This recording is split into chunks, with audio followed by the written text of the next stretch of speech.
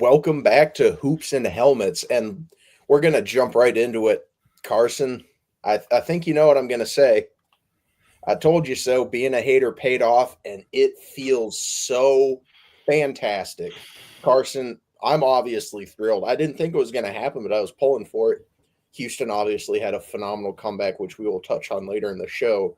But to kick this episode off, we will start with Cooper Flagg winning the National Player of the Year. Feels very deserved, but Carson, what are your thoughts on that? Yeah, it's got to be sweet. I mean, at least he's going home with a little bit of hardware, right? And Uh, he's got a pretty good amount of hardware. I mean, Final Four banner is always. I mean, that's something, you know. So mhm. it's an accomplishment. But yeah, he won, and I think it was very deserved. It was basically just a two-man race between him and Janai Broom. But Cooper Flagg wins it, and he checked every box, in my opinion, for National Player of the Year. He filled the stat sheet. That's kind of number one, right? 19.2 points per game, 7.5 rebounds per game, 4.5 assists per game. Just an incredible combination of scoring and playmaking from a big 6'9" guy.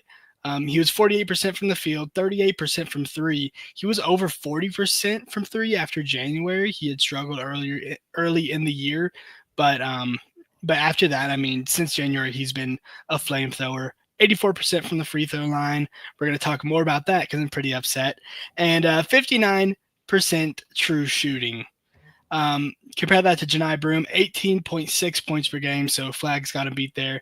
10.8 rebounds per game, so obviously he wins there, but 2.9 assists per game. Flagg's a much better playmaker. He's a little more efficient, technically 51% from the field, but he's only 28% from three and 59% from the free throw line, so his true shooting percentage is actually 4% worse. So all in all, Flagg does end up being the more efficient player. And Flagg led the ACC in basically everything, dude. It was insane. He led the ACC in total points scored, points produced, player efficiency, offensive win shares, defensive win shares per 40 minutes, just win shares in general. And he led the ACC in defensive box plus minus, and then he led the entire nation in offensive box plus minus, and just box plus minus in general. So I mean, that was just absolutely just incredible production he had all year. And the ACC was weak, and this is where Janai Broom got a lot of like his I guess standing why he was considered so strongly, just because the SEC was so much stronger than the ACC. Um, but John, and he led the SEC in a lot of stuff: rebounds per game, total rebounds, blocks per game, total blocks, field goals made, 2-pointers made and attempted, defensive rating per 40 minutes, player efficiency rating, defensive win shares per 40 minutes, offensive box plus minus, and box plus minus. He didn't lead the nation in anything though, like Cooper Flagg did, so that could have definitely sent it over the top. And then the last component, actually not the last component, but another thing he had that just checks the National Player of the Year box was standout performances. Number one against Notre Dame, where he had 42, 6, and 7. He scored 30 plus twice.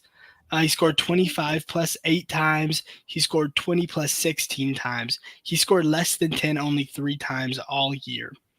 And then his accolades, dude. I mean, just get ready for this list, man, because it's a lot. 20, and this is all according to Sports Reference.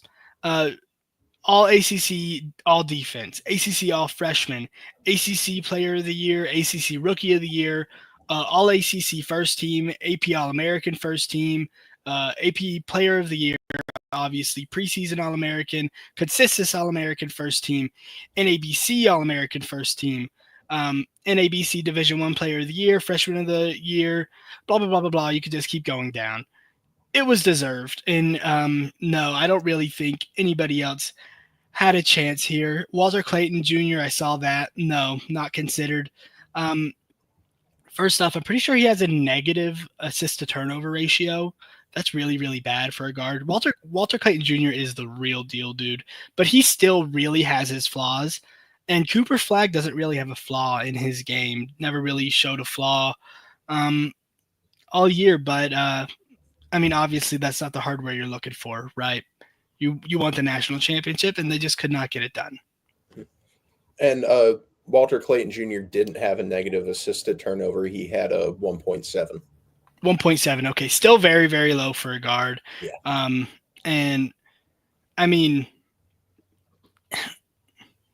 oh yeah, he can take the L. Okay. Whatever. I mean, it happens. It's March Madness, and one game scenarios, it happens. Also, the way they lost is the exact way I said that they would lose if they lost. So we'll get into that later. Oh yeah, and Cody from Drew Code in the comments, he's sending his condolences to you. Let's go. Blue Devils went down. Absolutely thrilled. And Shelby, look, I'm sorry, but I've been saying the entire time we've been doing this show that all I have left is to be a hater, and I'm dying on that hill, and it's worked out really well, but let's keep it rolling. We had the first ever co-coach of the year this season between Rick Pitino of St. John's and Bruce Pearl from Auburn. Carsen, do you think this is a justified circumstance for awarding this award to two coaches, or should it have gone to one or the other? I'm not a big fan of co-awards in the first place. I just think an award should go to one guy. There's supposed to be a winner and a loser in this. So I'm not a big fan of it, but I really didn't think Bruce Pearl deserved it. I think it should have been Rick Pitino's alone. St. John's hadn't made the dance since 2014, 2015. That's the year Duke won their last championship, by the way. And Pitino made them a second seed in the tournament in his second year. And Auburn just didn't do that. I believe Auburn has made it the tournament the last 4 years. And Bruce Pearl's been there since 2014, 2015. So, I mean, Bruce Pearl has been there a lot longer than Pitino. He had a chance to mesh better than Pitino did. I mean, he's been there for a decade at this point. So there's just a big gap in the programs that these two are. I mean, Auburn is just a kind of a powerhouse, especially in the last few years, and Bruce Pearl has been the coach for that. But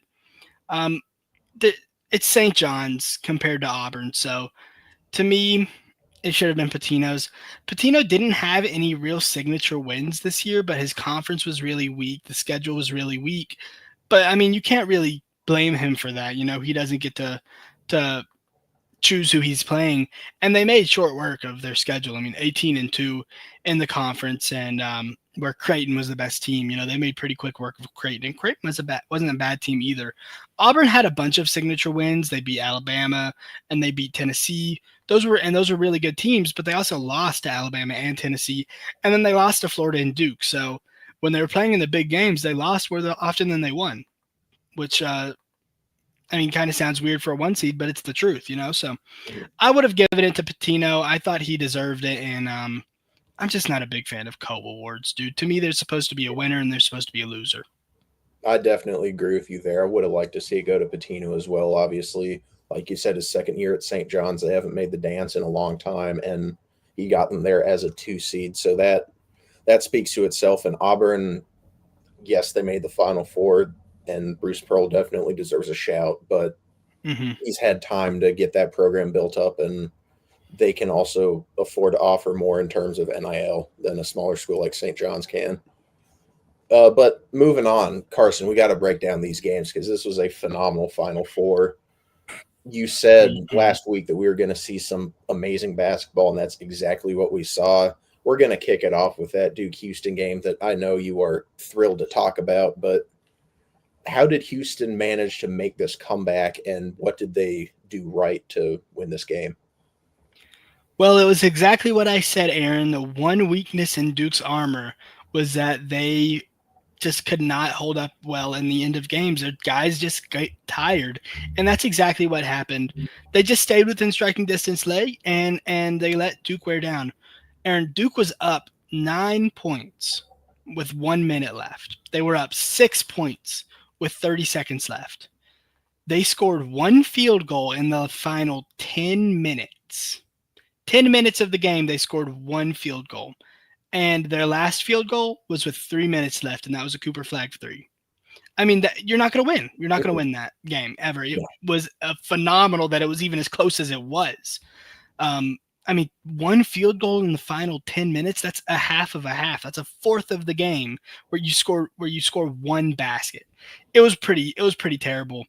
And their defense, I mean, I said in the show before that Duke was going to make this defense look average, and they were in the first half, but in the second half, they just ramped it up, and Duke really got out-coached. But I want to talk about Tyrese Proctor because he was, I thought, he was the worst player on the court in the last probably 2 minutes. I mean, he was not good all game. 2 for 8 from the field, 0 for 4 from 3, and they were all really, really good looks too. I mean, he was only shooting when he was open, and at the end there, he stopped shooting when he was open. And when you do that, I mean, it's just such a help for the defense. So I wish he would have kept shooting, even though he wasn't having a good night. And I still thought he was a positive overall in the game. He had 2 assists and only 1 turnover. He made good decisions, but he was 3 for 5 from the free throw line. And the worst one he missed was at the end of the game. That could have made it a 3-point lead. It was a 1-and-1. It could have made it a 3-point lead if he had made them both. They were up by 1. He missed the first one, and then Cooper Flagg gets called for a bogus over the back. Even the announcer said it. I mean, it should have just been a play on. But it sent Roberts to the line for Houston, and he hit them both, and now Houston is up 1. The worst part of that entire sequence to me was, first off, Houston, they were down by 6 with 30 seconds to go, and you thought that they were going to foul, and then they didn't foul. And it worked out. You know, Knipple goes to the basket. He misses a contested layup. They make a 3, right? Then they get the ball down the court. Proctor has the ball. He just missed, went 1 of 2 from the free throw line. And Cooper Flagg is standing right there, Aaron. He is standing right there on the side of the court, wide open. 84% free throw shooter. He made every free throw he took of the night. And Proctor held the ball and gets fouled and misses his first one when they're up by 1 point. It was inexplicable. I mean, as a basketball player, you have to have the know-all, you know, get the ball to the guy. I just missed a free throw. I understand you're confident that you can make that free throw. I love that. But I just missed a free throw, and this guy has made all of his all night, and he is a much better free throw shooter than me. Take the ball, dude. They're going to foul you. And it would have been a 3-point game, and I don't know if they would have won had that happened. I really don't think Auburn or Houston would have won. And I agree. I don't think it was about the refs. Duke completely they blew up. It was not the refs' fault at all. But that last call was bogus. But either way, it happened, you know. Bad calls happen and you keep playing. And Duke just imploded. But those were just kind of the final like nails in the coffin for Duke. But what really killed them more than anything in this game was the rebounds, and specifically the offensive rebounding. Houston, 18 offensive rebounds. That is an insanely high number. That's 18 extra possessions that you just flat out gave to Houston. And that's why they got up 8 more shots than Duke, despite losing the turnover battle by 2. They out-rebounded Duke by 11. And there was a lot of reasons for this. I thought Duke was going to be able to handle them on the rebounds a little well, but Houston made Duke's bigs unplayable. Because Mulak, who he can guard out on the perimeter a little bit, he's still 7'2" and slow-footed, and they were just roasting him. Ngungba was playing in drop the whole time, and it was working when he was in for the first half, but then Houston started making their threes, and you can't play drop against them when they're making their threes. Malik Brown came in. I thought he played really, really well, but he's just too offensively limited, and so they ended up going back with the starting lineup, and then they just got worn down, and it was really, really poor coaching by John Shire. Duke was up by 14 at one point in this game, Aaron. 14. When you're up by 14, put your bench in. give your guys some rest. Cooper Flagg played 36 minutes in this game. Knipple played 38 minutes. Proctor played 37 minutes. When you're up by 14 in the second half, you don't need to do that. Let them rest, and you have to know your team. You have to know that these guys are 6'6" and 6'9", and you have to know that they're going to wear down if you keep playing them. You should have put the bench in, and then when that lead gets down to 7, gets down to 8, then you put these guys back in, right? But he didn't do that. He just played them on, and they just wore down. You could see it on their faces. You could see it on the way they were moving. And then that hurt them in the rebounding battle. Caleb Foster, I just want to shout him out. He came in and he got 4 quick rebounds in 13 minutes. And he was only one on Duke's entire team who was boxing out. He should have had another rebound where, it was one of the better plays of the game for Duke, where he just sealed off Roberts, the biggest guy on Houston's team, and let a ball go out of bounds, and it was Duke's ball. So that was another rebound that, didn't count, but I'm counting it, So it was just bad. And then the three-point shooting from Houston was incredible. And we know that they're a great three-point shooting team. And I said it last week, they have to shoot 45% from three. Aaron, they shot 45.5% from three, and they won the game by 3 points. Most of them were off offensive rebounds and kickouts, or simply simple passes and lazy closeouts, which really just because they would shoot it, they were shooting it really deep. So it was just an easy pass. And Duke didn't think they had to have the hand up that deep, but they did because it's Houston and they're a really good shooting team. And one thing that just drove me crazy all night, it's like these guys didn't know how basketball works. Like they've never freaking watched it, Aaron. When a team shoots a lot of threes, it's going to be a lot of long rebounds. That's 100% true. And I do have to, Shire's in his 3rd season now. So, I kind of do have to maybe calm down on him a bit. I'm not like, I don't think he's Hubert Davis, I don't think he's on the hot seat, but it just really annoyed me because when a team is shooting a lot of threes, it's pretty common sense that it's going to be a lot of long rebounds. And it's almost like Duke did not understand that because they would pack the paint, and they did a good job of packing the paint on rebounds, except it's long rebounds because they're shooting threes. They're not shooting in the paint. It's not just going to come right off the rim. It's going to be a long rebound. So they would box out or they would get in there, and then it would bounce right over them because that's what happens when a team is shooting a lot of threes. It's like they just didn't understand. And then 10 plus minutes, 1 field goal. They never adjusted. John Shire never adjusted this team, and when they had paths to easier offense. The Proctor and Flagg short pick and roll worked. When they ran it, they just didn't run it. They played a lot of isolation ball, and that's just not really how Duke likes to play. They didn't hunt mismatches at all. And when Flagg got switched onto a smaller player, it worked every time. Flagg also was not aggressive enough, but that's another thing. That's just on Flagg. So yeah, that's how you lose this game. If you're Duke, you don't get the offensive rebounds because you just play it wrong. You just played the game wrong, in my opinion. They let Houston control the pace. You just lose when that happens. And it was a lot of just bad luck from Duke. But I just thought that in these final minutes of the game, they could have done more things, just shoot some threes even, if you're not getting good looks, if you're not getting into the paint, shoot a couple contested threes and make that defense at least say, oh, okay, they're going to shoot some threes. Let's get out more on you.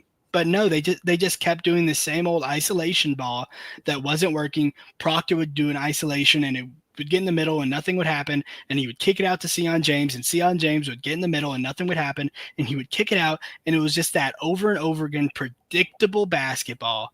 When you're playing a great team, you cannot play predictable because it's going to happen every time. I think Duke should have won this game, Aaron. I think they were the more talented team. I think they had more chances. I think they missed some threes they should have made. They had a good look at the end with Flagg, but he had been missing that shot all night. When I saw him rise up, I knew it wasn't going to go in. He should have been more aggressive. It was a culmination of a lot of things, but more than anything, it was the offensive rebounding and just they got out-hearted. And moving on to the other game, which was a phenomenal showing, Walter Clayton Jr. monster performance against Auburn.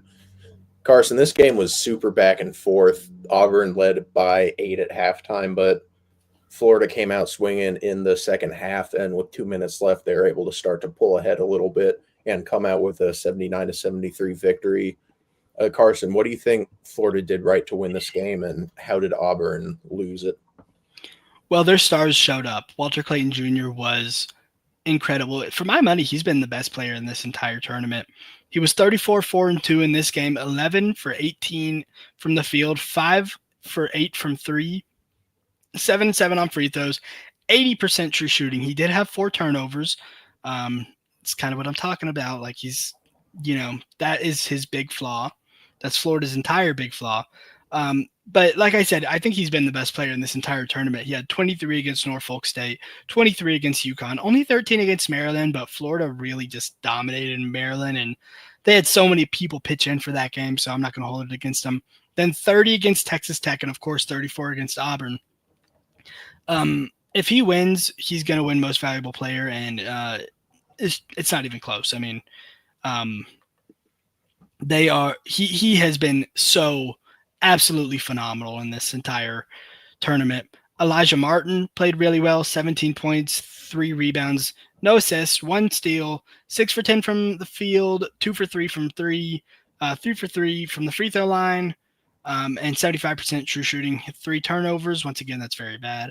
And then Thomas Haw, who I thought was the second best player in this game, 12 points, 7 rebounds, 1 assist, 1 steal, 2 blocks, 4 for 7 from the field, 1 for 4 from the 3-point line, 3 for 7 from the free throw line, 59% 0.5 true shooting. So those 3 were just the best 3 players in the entire game, other than Janai Broome. So their stars just really showed up. They also had that huge second half run. It was like, I think it started with like 30 seconds left in the first quarter. They'd go on a 15-4 run for about 5 minutes. And Auburn led at 8 by half, like you said, but once Florida took the lead, I don't believe they ever got it back. And that's what I said. Auburn has got to find a way to fight off these runs and stall completely some of them. And they didn't do it with that one, and it really killed them.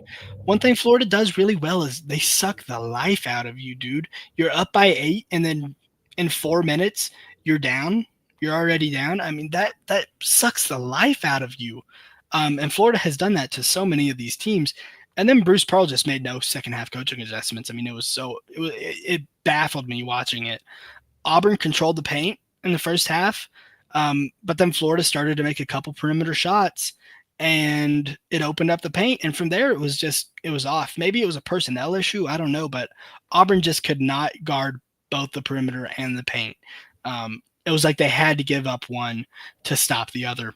They didn't really do a very good job of either.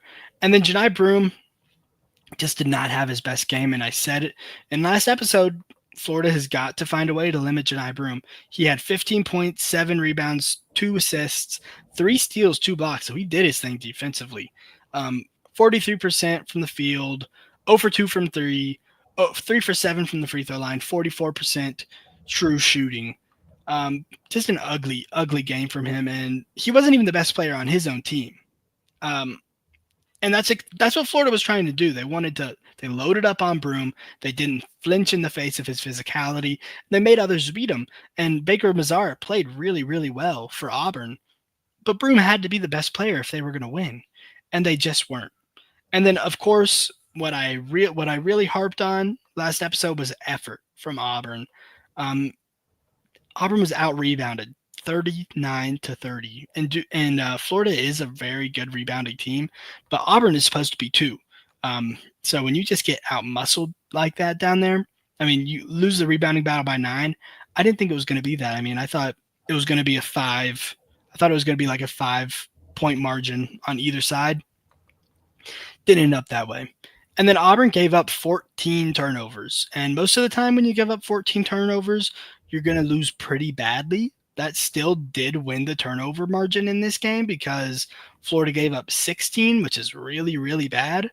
But still, you can't give up that many turnovers, especially when you shoot as bad as they did. They shot 28% as a team from three, and Florida shot 38%. That's the game right there. You're not going to win that. They shot 4 more threes than Florida did, but they shot 10% worse. You're not going to win that game. And then from the free throw, then Florida won the free throw battle. Auburn went 16 for 23, and Florida went 21 for 30. That's a pretty sizable gap. I mean, when you make 5 more free throws, you take 7 more. That's a pretty sizable gap. So I just thought Florida was so clearly the better team in the second half. Like you said, Auburn was beating them in the first half, and they were getting everything they wanted. I mean, inside especially. I mean, they were just bullying Florida, and it completely turned around in the second half. That to me is on Bruce Pearl, and I mean, Rick Pitino wouldn't have let that happen. So, and Carsen, last but not least, we got to preview this national championship that is going on later this evening. I'm super excited to see what goes down here. I'm pulling for Houston, not just because they beat Duke, but because I really like Kelvin Sampson. I think he's got a great story. But Carsen, how do you think this game is going to play out? Obviously, Houston looking for their first ever national championship win, and Florida looking for their first win since they went back-to-back in 06 and 07. I think it's going to be a really, really good game. Like you said, this is Houston's 3rd national championship appearance, looking for their first win, and Florida went repeat 06, 07. Some people look at that. I saw some things like, well, Florida has experience in this game. It's 06, 07. Come on. I mean, we're, almost 2 decades from then now, so I don't really care about that. All that matters to me is the matchups in this game. And there are some really, really good ones there. And these teams counter each other so perfectly. Houston's defense is a really perfect match for Florida's guards. And I'm going to go ahead and tell you right now, Elijah Martin and Will Richard, they are not going to play well. They do not have the ball handling. They don't have the decision making. They don't have the shot making that is needed for a matchup like this. Those two are not going to play well. Walter Clayton Jr., however, I haven't really been able to tell. Walter Clayton Jr. is a tough shot maker, and he has made his tough shots, dude. He has been absolutely incredible. And when you're a tough shot maker, there's no defense that can take you away, right? You can play as good a defense as you want, but if he's going to make the shot anyway, he's going to make the shot anyway. So there's that, right? If Walter Clayton Jr. is just on, there is no stopping him, no matter how good a defense you play, which is why Florida kind of has a counter for Houston in that way. However, Houston does have a lot of things they can do to take them away. You can deny him the ball. You can play him physically. You can blitz him over screens. Kind of the same things that we saw them do against Duke, and kind of the same things we saw Auburn do a little bit in that first half against Walter Clayton Jr. Obviously, it didn't work very well for them, but I think Houston has more guys and is just more capable of doing that. But on the interior is where Florida really has the advantage, because Florida can just overwhelm them inside, and hopefully they can deny them rebounds. Houston thrives off offensive rebounds and kickouts to open three-point shooters, but Florida is huge. I mean, I think they have 6'10", 6'11", and a 7-footer. Or maybe 6'9", 6'10", 6'11", I don't know. It's around there. Florida is a really, really big team. But they have to be disciplined. They have to box out on every single possession, and they can't get in foul trouble. You get one of those guys or two of those guys in foul trouble, Houston's going to absolutely rip this game wide open. And then offensively, their bigs have to be aggressive. They cannot just the guards are kind of the story for Florida, with Walter Clayton Jr., Elijah Elijah Martin, they're kind of they're kind of like the big story for Florida, but they're gonna have to lean on their bigs in this game, dude, because that's where they find their advantage. Juwan Roberts and Joseph Tugler for Houston, they're 6'8", and those are their tallest guys in rotation, 6'8". So no, Shannon, I don't. I think Florida has I think they have better length than Duke. I mean, not on the perimeter, but on the interior for sure. I think they have better length than Duke, and length on the perimeter doesn't matter as much. So for Florida, your bigs have to be aggressive and they have to be disciplined. And for Houston, you have got to absolutely just attack the offensive glass, because that's where you get your best production on offense, right? You get a rebound, you kick it out to an open shooter. You get a rebound, you kick it out to an open shooter. That's how Houston takes over, and they can go on really, really good runs that way. But Florida likes to go on these really big runs too, especially in late games where basically they just give the ball to Walter Clayton Jr. and they get the hell out of the way, dude. I mean, that's all Florida has to do at times. Florida cannot take away Houston's three-point shooting, in my opinion. I don't think they have the guys that are needed to do it. I just don't think they're good enough on defense to be able to take their three-point shooting away. All of Houston's guards have really quick triggers. They have really high motors. They move off ball super well, and they can shoot it from deep. And one of Florida's bigger weaknesses is that their perimeter defenders are not all that great. So that goes in Houston's favor. And if you'll see, I mean, we're just going back and forth. Biggest thing for me, Aaron, this is the biggest thing, and I've been harping on it. Florida has a turnover problem, and it is bad, dude. It is terrible. 12 turnovers against Norfolk State, 12 turnovers against UConn, 17 turnovers against Maryland, 12 turnovers against Texas Tech, 16 turnovers against Auburn. None of those teams, not a single one of them, are even close to Houston in terms of defense, not perimeter defense especially. So, yeah, I know, but I mean, Houston is a different three-point shooting team. They're the best three-point shooting team in the nation, so they could hold any team to 15% average three-point shooting, but you haven't played Houston yet. Like you haven't played Houston, not in the tournament at least. So but the bigger thing is the turnovers. They have got to keep them low, and I don't think they're going to do that. I really don't, Aaron. Houston turns lazy passes into points. And Florida, a lot of lazy passers, dude. A lot of lazy passers. There were 3 or 4 just in the first half where Auburn deflected and it went out of bounds. Houston is quicker than Auburn, so they're going to take that back the other way. So those are the biggest things to me: turnovers, offensive rebounds. If Florida can limit the turnovers and they can limit Houston's offensive rebounders, they're going to win the game. I just don't know if they could do that, Aaron. My keys to the game for Florida: they got to keep the turnovers low, 10 or less. I don't see that happening. They have to keep the rebounding margin close. I think if they lose it by 8, they're probably in decent shape. I think they'll probably keep it closer than that, though, just with how good, just with how big they are and how good they are at rebounding. They'll probably keep it closer than that. They need to win the points in the paint handily. It has to be a really big margin because they're probably going to lose from 3. I mean, Florida's just not a good three-point. I mean, they're not a great three-point shooting team. I think that they average like 35% as a team, and Walter Clayton Jr. has been on a heater.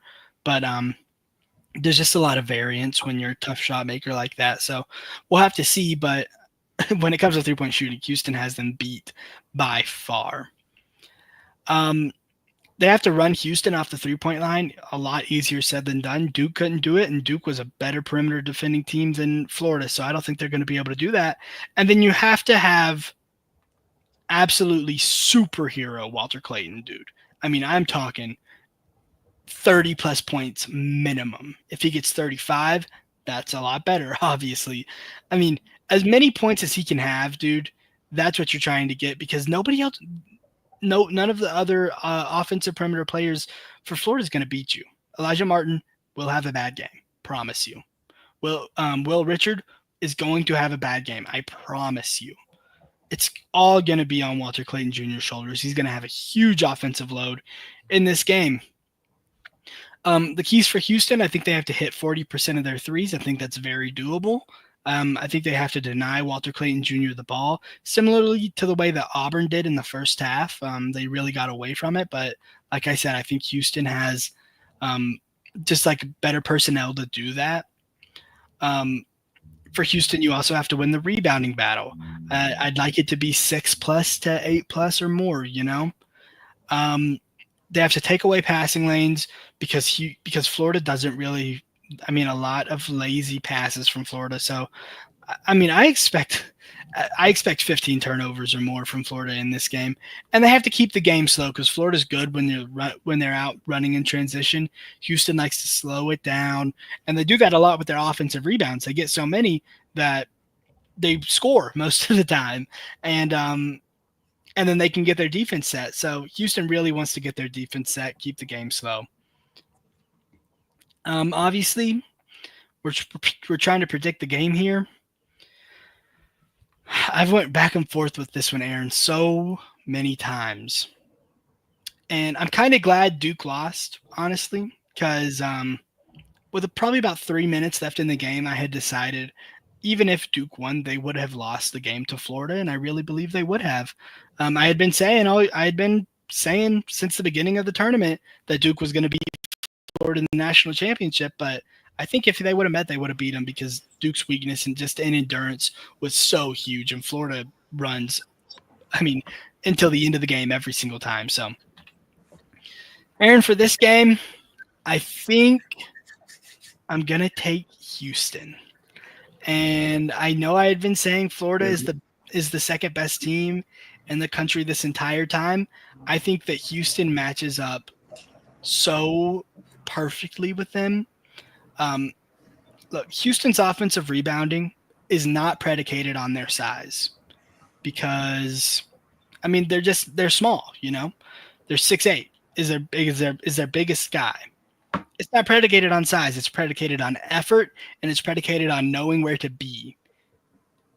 Duke is a really good rebounding team, and they out-rebounded Duke by 11, and they got 18 offensive rebounds on them. Florida's probably a little better rebounding team than Duke, but not by much. So I think Houston will win the rebounding battle. And then, like I said, I think Florida is going to turn the ball over 15+ times. They have not faced a defense as good as Houston's. And just the lazy passes kills me. I hate a lazy pass, especially you're in college. Like, you should know better than that. Auburn, we just saw it so many times. You saw it so many times where it was just a lazy pass and it got deflected out of bounds. Houston's going to take that back, and they're gonna score 2 points.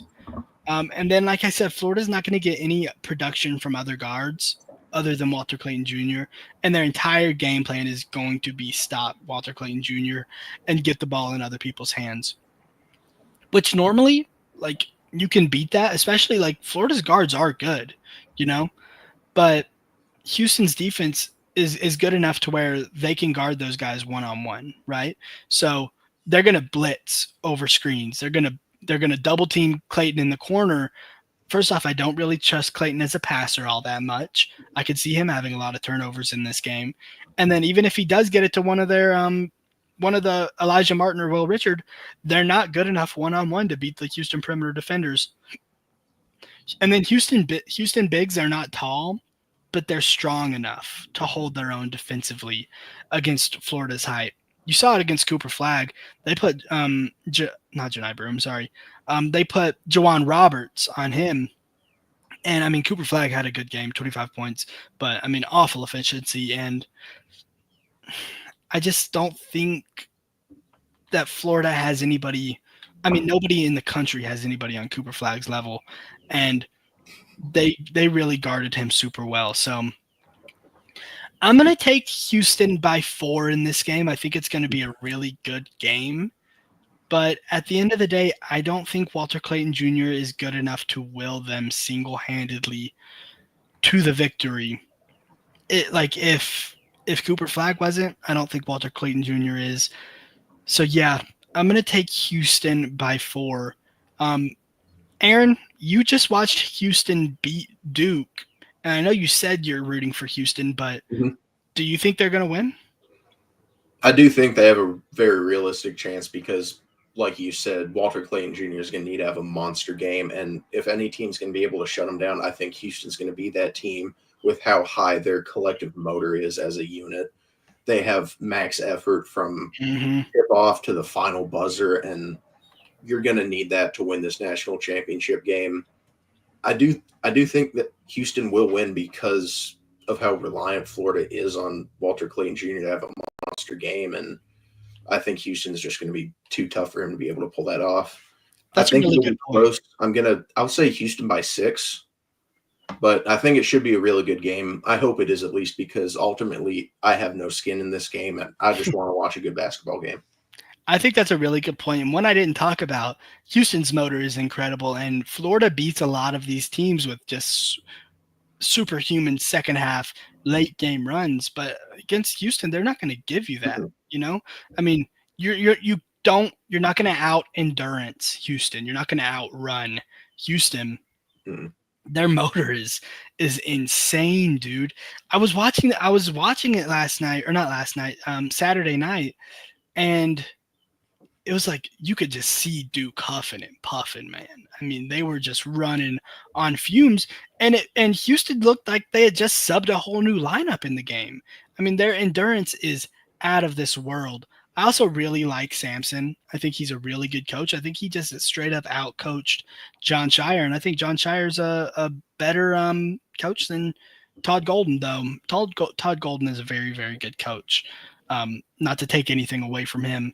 So, yeah, I think I will take Houston in this game. I think it will be about 4 or about 6 points, but Houston just has everything they need to perfectly counter Florida except for the inside. And that's just not where Florida plays. I don't know if Florida's really going to want to change their whole play style in the very last game of the season, you know. So, give me Houston. Without a doubt, Carsen, it's going to be a great basketball game. Also, something I want to point out, apparently we're big time because we got people having their own conversations in our comments, but we made it. Woo! But that'll do it for this national championship pregame show of Hoops and Helmets. We'll be back Thursday at 5:30 with another football show. We missed it last week, but we'll be back at it again this week. Make sure to hit the like button, subscribe. We got a lot of great content creators with Boom, and that'll